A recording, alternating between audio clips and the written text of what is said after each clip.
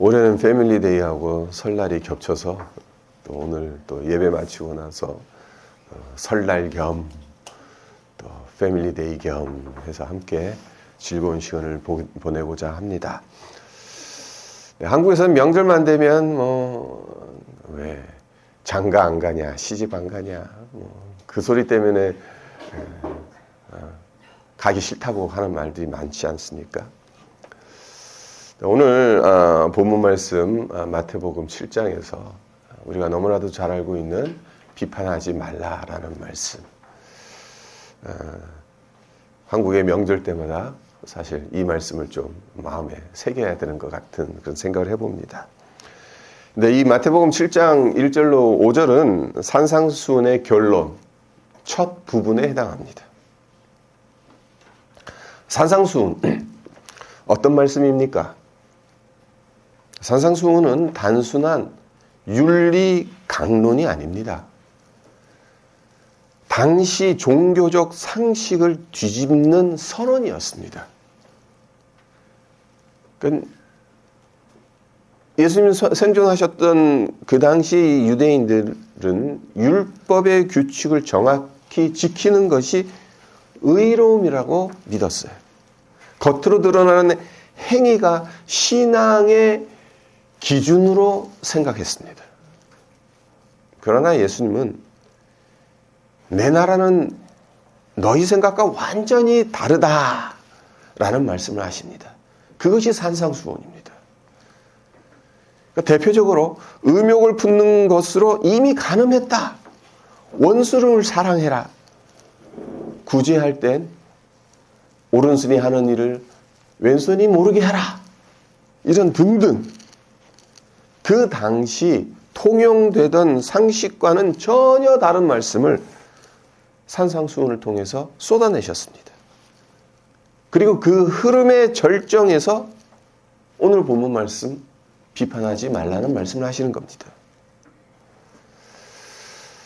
성도 여러분 잘 모르시겠지만 저 판단하는 거 참 잘합니다. 거의 선수급입니다. 겉으로는 웃고 있지만 속으로는 채점을 하고 있습니다. 저 말은 왜 저렇게 하지? 저 선택은 좀 아닌 것 같은데 저 사람은 왜 항상 저 모양일까? 근데 저만 그럴까요? 의도했던 그렇지 않던 우리 모두는 남 판단하는데 재주가 탁월한 것 같아요. 다 뭐가 가르쳐 준 것도 아닌데 왜 그건 그렇게 잘하는지 잘 모르겠어요. 이런 궁금증이 듭니다. 예수님은 아무것도 판단하지 말라는 뜻으로 이 말씀을 하신 것이겠습니까? 그렇지는 않을 것 같아요. 왜 그런가 하면요. 그러니까 우리의 삶을 이렇게 들여다보면 하루 종일 판단하며 살아가야 하지 않습니까? 아침에 눈 뜨자마자 오늘은 어떤 옷을 입지? 날씨 예보를 보고 일정표를 보고 거울을 보고 판단합니다. 그러니까 회사 출근하시는 분들 같은 경우는 점심 메뉴를 고를 때 오늘 한식을 먹을까? 중식을 먹을까? 햄버거로 때울까? 이렇게 우리는 끊임없이 비교하고 계산하고 선택합니다. 뉴스를 보면서 교회 안에서 집안에서 자식들을 보면서 남편이나 아내의 말 한마디를 들으면서 우리는 늘 마음속 저울을 꺼내듭니다. 그러면서 이건 옳은데, 이건 틀렸는데, 이건 괜찮은 것 같아, 이건 괜찮은 것 같지 않아. 그러니까 판단은 우리의 본능처럼 작동합니다. 예수님께서 이걸 모르시고 무조건 판단하지 말라는 의미로 이 말씀을 하시지는 않았을 겁니다.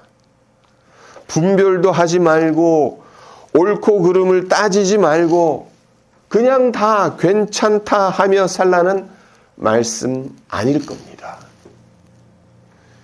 예수님께서 경고하시고자 하는 바는 분별력 없이 성급하게 행하는 비판인 거죠.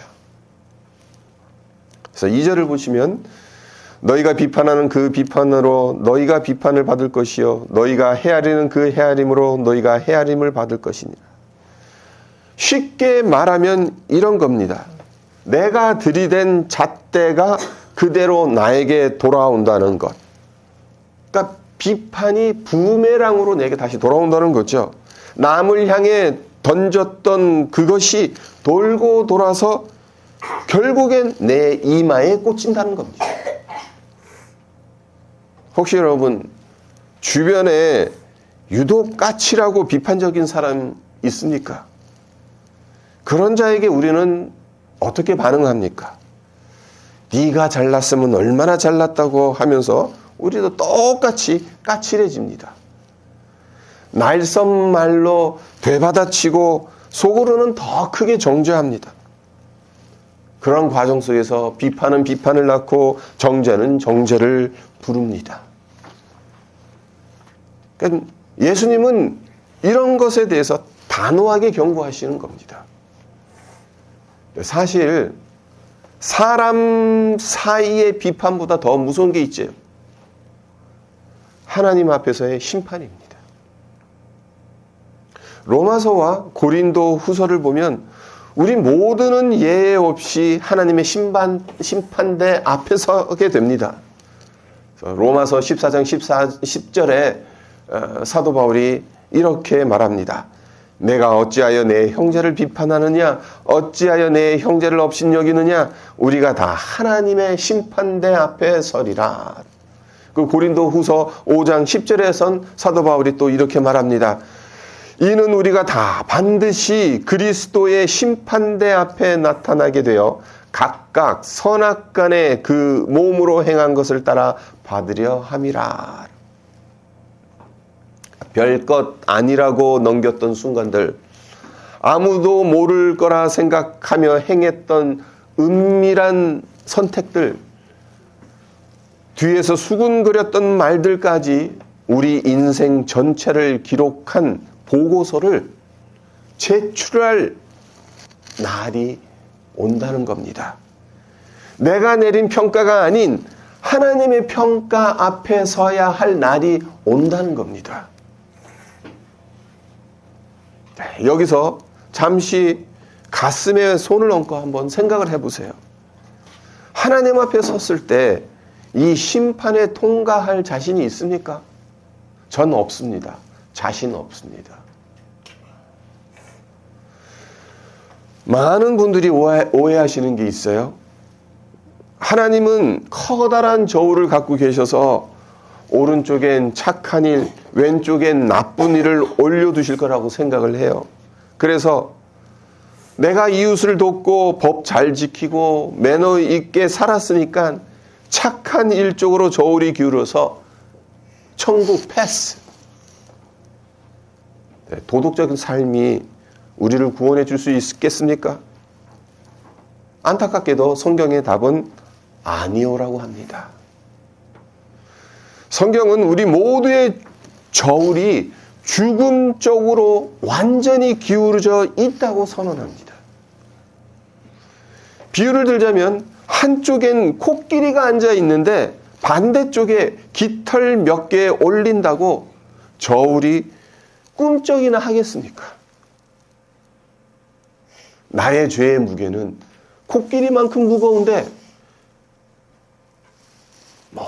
조금 선한 일을 조금 했다고 해서 저울이 움직이겠냐는 거예요. 아무리 선행을 쌓아도 죄의 무게를 상쇄할 수는 없습니다. 우리 중 어느 누구도 자기 힘으로는 그 저울을 평형 상태로 맞출 수 없어요. 우리 모두는 훗날 심판대 앞에 서면 이런 말씀을 들을 겁니다. 아무개야, 내 저울은 죄 쪽으로 완전히 기울여 있구나.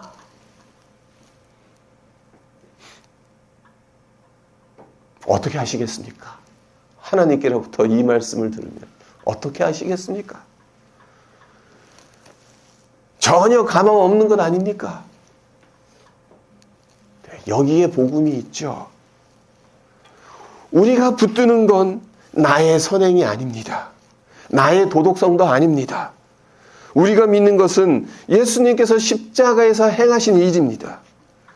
예수님은 우리의 모든 죄, 모든 수치, 모든 죽음의 무게를 십자가 위에서 대신 짊어지셨습니다.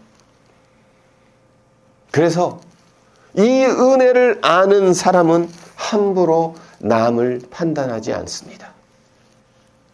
왜냐하면 나도 심판 대신 은혜로 살고 있다는 것을 알고 있기 때문입니다. 네, 여기서 한 걸음 더 나아가 봅시다. 정죄하지 않는 것, 그것으로 충분할까요? 정죄하지 않으면 다 되는 것, 그것으로 끝났다. 아닙니다. 심판을 면한 사람은 입을 다물고 살 수 없습니다. 은혜를 경험한 사람은 그 은혜를 유통하게 되어 있습니다. 심판대 앞에 설 죄인인 내가 십자가 때문에 살아났다면 그 기쁜 소식이 주일 예배당 안에만 머물 순 없습니다. 그래서 우리 자신에게 물어야 할 질문이 있습니다. 우리의 월요일, 화요일, 수요일, 목요일, 금요일, 토요일은 주일과 얼마나 닮아 있냐는 겁니다. 주일에는 우리 성도들 모두 함께 모여서 찬양하고 예배드리고 말씀을 듣고 얼마나 좋습니까? 분위기가 참 좋아요. 하지만 월요일부터 토요일까지 일상의 모습은 어떻습니까? 월요일 아침에 출근하면서 얼굴은 굳어 있고 업무 앞에서는 예민해지고 사람을 대할 땐 마음속 계산기가 계속 돌아가고 있고 주일에 쓰는 언어와 월요일에 쓰는 언어가 너무 다르지는 않습니까? 제가 이런 영화 같은 상상을 하나 해봤습니다. 가족들과 함께 차를 타고 가다가 끔찍한 사고를 당합니다. 차가 전복됩니다. 기름은 줄줄 새고 불꽃이 튑니다. 안전벨트는 풀리지 않습니다. 문은 찌그러졌습니다. 이렇게 죽는구나라는 생각이 드는 순간입니다. 그때 어디선가 모르는 사람이 갑자기 나타나서 차 문을 종이장처럼 찢어버립니다. 그리고는 아이들을 구조합니다. 아내도 구조하고 마지막으로 저를 어깨에 들쳐매고 나옵니다. 그렇게 온 가족이 무사히 구조되고 10초 후에 자동차가 폭발합니다. 자, 만약 이런 일이 실제로 일어난다면 여러분은 그 다음날 무엇을 제일 먼저 하시겠습니까? 만나는 사람마다 붙들고 어떤 영웅이 우리 가족을 구해줬다라고 말하겠죠. 어떤 사람이 우리 가족을 살렸어요. 그 사람이 아니었으면 우리 모두 다 죽었을 겁니다. 가만히 있을 수 없습니다. 이 이야기를 안 할 수 없을 겁니다. 예수님께서 우리를 위해 하신 일은 이와는 비교할 수 없이 훨씬 더 큽니다. 영원한 죽음에서 우리를 건져내셨습니다. 그렇기 때문에 우리가 정말 이 일을 믿고 예수님께 인생을 맡긴 사람들이라면 일상에서 이 놀라운 복음을 전하지 않고 서로 비교하고 깎아내리고 판단하는데 시간과 에너지를 쓰면 안 되겠죠.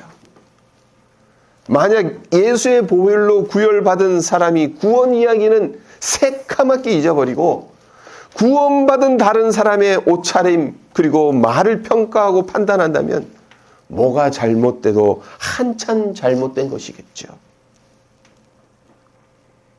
구원의 은혜를 경험한 사람 그리고 그 구원의 은혜로 살아가는 사람은 정죄보다 증언을 택합니다. 비판보다 복음을 말합니다. 자, 3절을 보겠습니다. 어찌하여 형제의 눈 속에 있는 티는 보고 내 눈 속에 있는 들보는 깨닫지 못하느냐. 예수님은 지금 비교 자체가 안 되는 두 대상, 들보와 티를 나란히 놓고 계시는 겁니다. 들보가 뭐죠? 집을 떠받치는 굵은 통나무입니다. 대들보라고 하잖아요. 그리고 티는 뭐죠? 아주 작은 먼지입니다. 눈에 잘 보이지도 않는 작은 먼지예요. 네, 상상해 보세요. 눈에 정말 이따만한 통나무를 꽂은 채로 어머 이 집사님 눈에 먼지 들어갔네요. 제가 빼줄게요. 이렇게 말한다면 얼마나 웃기고 괴상하겠습니까? 아니 굵은 통나무가 이렇게 내 시선을 가로막고 있는데 어떻게 우리 이 집사님의 눈에 먼지가 들어갔는지 그게 보이는지 그게 더 신기하겠죠.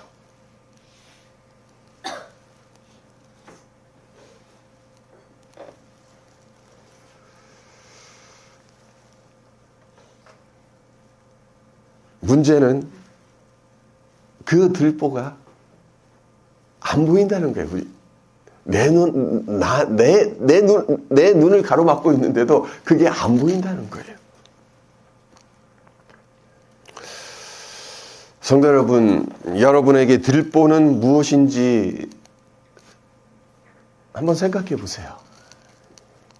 여러분 눈앞을 가로막고 있는 그 엄청난 사이즈의 통나무는 과연 무엇일까를 한번 생각해 보세요. 자존심입니까? 비교의식입니까? 아니면 분노입니까? 열등감입니까? 아니면 상처인가요? 신앙이라는 이름으로 포장된 우월감입니까? 그걸 먼저 치우지 않으면 앞을 똑바로 볼 수가 없습니다. 나는 보는 것 같지만 집사님 눈 안에 있는 먼지를 보는 것 같지만 실상은 제대로 보지 못하는 겁니다.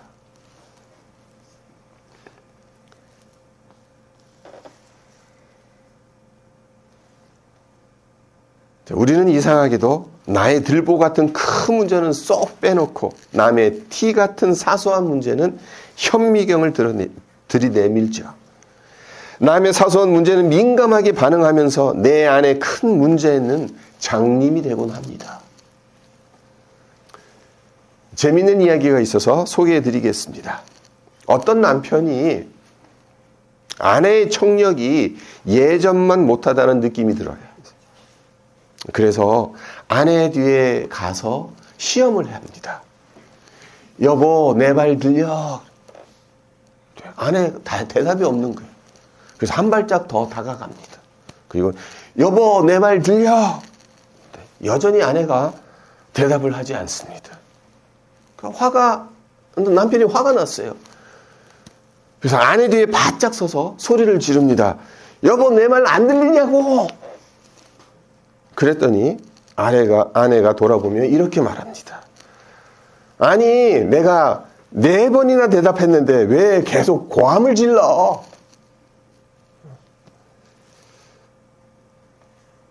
문제는 아내에게 있었던 게 아니죠. 본인의 청력에 문제가 있었던 겁니다. 우리 역시 이럴 때가 있습니다. 저 사람 왜 저래? 저 사람 신앙은 왜 저 모양이야? 라고 생각하지만 내가 잘못 듣고 내가 잘못 보며 내 안에 진짜 문제는 장님이 되고 귀머리가 되곤 합니다.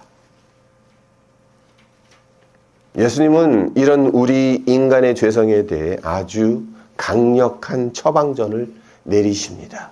그것이 5절입니다. 5절을 보시면 외식하는 자여 먼저 내 눈 속에서 들보를 빼어라. 그 후에야 밝히 보고 형제의 눈 속에서 티를 빼리라. 당시 외식하는 자라는 말은 가면을 쓰고 다른 사람인 척 연기하는 연기자를 뜻했습니다. 그러니까 겉으로는 의로운 척하지만 속으로는 정죄로 가득한 모습. 남의 허물은 확대하고 내 허물은 편집 삭제해버리는 모습. 예수님의 눈에는 이런 모습이 무대 위에서 펼쳐지는 아카데미 주연상급 연기처럼 보였던 겁니다. 그렇다면 우리 눈에 박힌 커다란 들보를 어떻게 뽑아낼 수 있겠습니까? 제가 4가지 질문을 드리겠습니다. 여러분 스스로에게 조용히 이 질문을 한번 물어보십시오. 첫째, 예수님이 나에게 가장 소중한 분인가?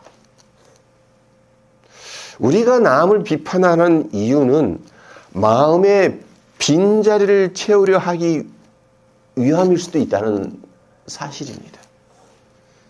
인정받고 싶고, 우월해지고 싶고, 뒤처지기 싫어서 그렇게 하려면 제일 쉬운 방법이 뭐예요? 내가 그 정도 수준이 안 됐는데 내가 그렇게 인정받고 싶고 우월해지고 싶으면 가장 쉬운 방법은 뭡니까? 상대방을 깔아뭉개는 겁니다.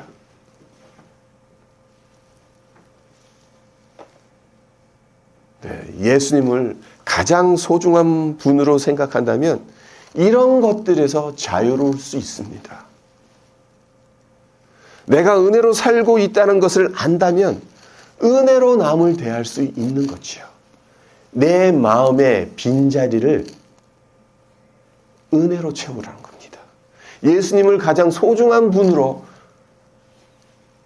여기면서 살아갈 때 우리가 본능적으로 남을 비판하고자 하는 것들, 그런 것들에서 자유로울 수 있다는 겁니다.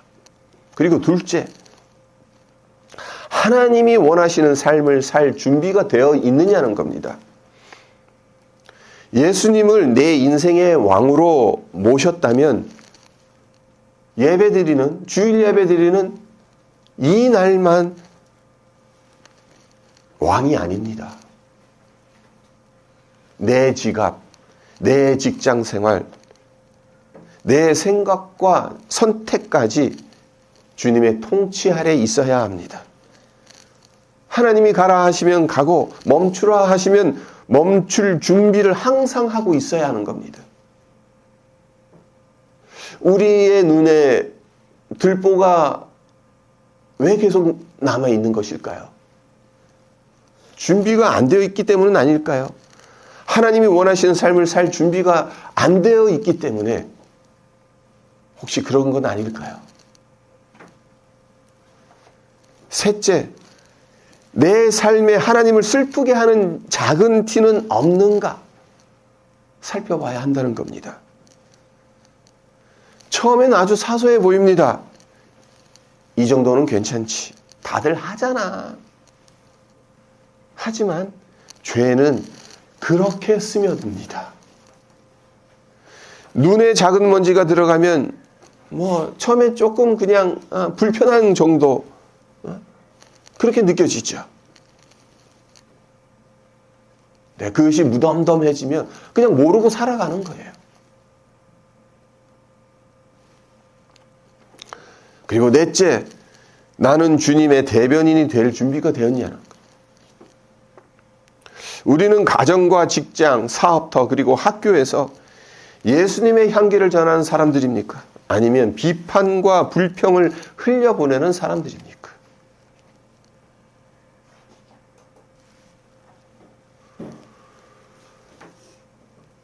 우리가 이 4가지 질문을 우리 스스로에게 물어봐야 됩니다. 이 질문에 우리가 항상 어떻게 살아가야 할지를 고민하고 그러할 때 내 눈 안에 있는 들보를 뺄 수 있는 겁니다. 말씀을 맺겠습니다. 예수님은 왜 산상수훈 끝머리에서 남을 비판하지 말라는 말씀을 하셨겠습니까? 우리를 침묵시키기 위해서겠습니까? 이 말씀하시면 예수님께서 간음해서 붙잡혀온 여인을 다 돌로 치려고 했을 때 너희들 중에 죄 없는 사람이 쳐라라고 흙에다가 땅바닥에 쓰셨을 때 아무도 돌을 던지지 못하잖아요. 모두 다 조용했잖아요. 그런 식으로 인간은 모두 다 판단하고 비판하고 정죄하고 살아가니까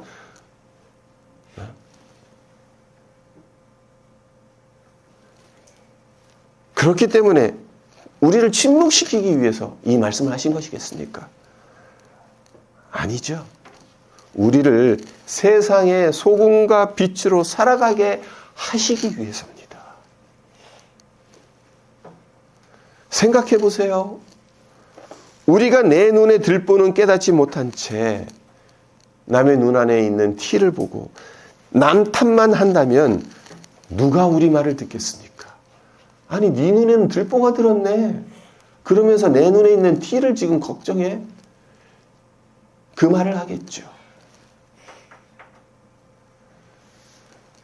주님 앞에 서는 그날, 우리는 남을 얼마나 정확히 평가했는지로 하나님 앞에 서지 않을 겁니다. 우리가 얼마나 옳았는지가 아니라 얼마나 은혜를 붙들며 살고자 했는지로 하나님 앞에 서게 될 겁니다. 내 눈에 들보를 붙잡고 씨름해 본 사람은 타인의 눈에 든 티를 함부로 대하지 않습니다. 심판 대신 용서를 경험한 사람은 정죄 대신 복음을 말할 수 있을 겁니다. 성도 여러분, 우리는 판사가 아닙니다. 우리는 증인입니다. 정죄하는 자가 아니라 구원받은 자들입니다. 그러므로 이렇게 기도했으면 좋겠습니다. 주님, 제 눈 안에 있는 들보가 무엇인지를 깨닫게 해주십시오. 제 눈을 먼저 고쳐주십시오. 은혜를 아는 사람으로 빚어가 주십시오. 그럴 때 우리의 일상이 달라질 것입니다. 비판이 아닌 복음이, 정죄가 아닌 은혜가 우리를 통해 흘러나가게 될 것입니다.